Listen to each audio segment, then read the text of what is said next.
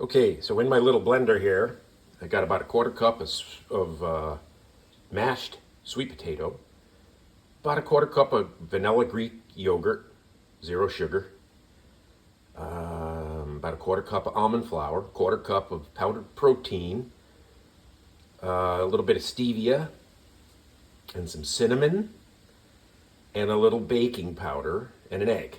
Baking powder will give it that fluffy. It does tend to stick. So I'll show you how low heat we're gonna cook this, but first we're just gonna finish doing the old mixorama.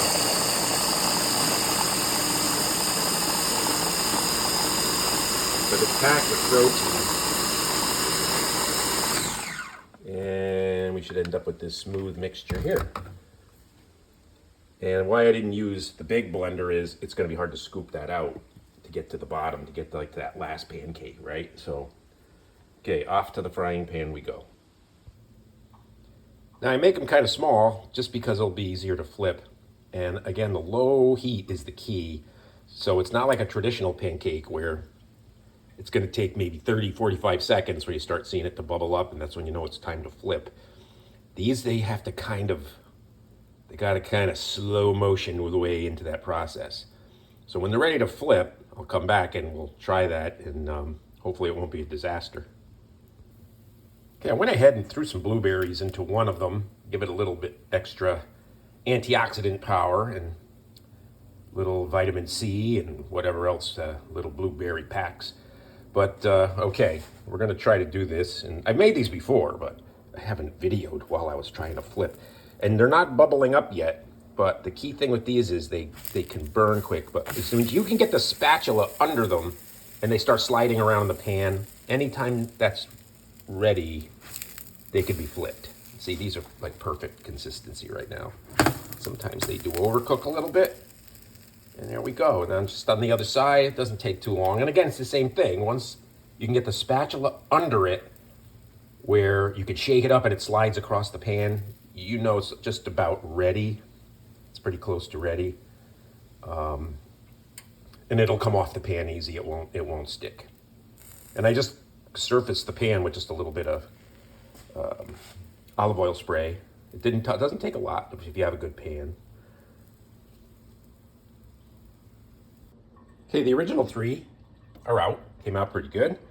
The next 3, you'll notice I took the pan off the burner to start these because the pan is already hot. And by leaving the pan on the burner, I tend to overcook the second batch because the pan just overheats. It retains the heat. So now we got the next ones, and I had that down to low, which now I'm gonna crank it back up to like medium. And it's the same routine. I'm gonna let them sit there until they can slide across the pan freely with a little bit of coercion, or a little bit of, not coercion, a little bit of assistance to slide with the spatula. Okay, same deal. I added some blueberries to one of them.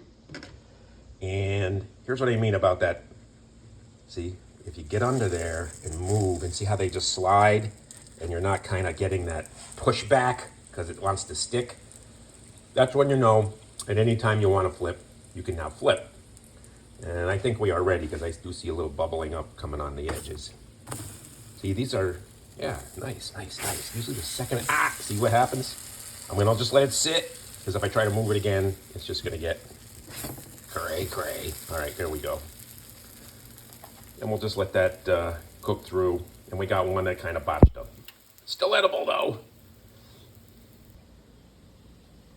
And there you have it. There's the one that got stuck a little. You can see the little gap we got here, but it'll still be good. And hopefully I'm gonna get a refill of my buddy Smiling Dan's all natural maple syrup. But today I'm just gonna have to use the store-bought, also non-added sugar, all natural maple syrup, but very expensive.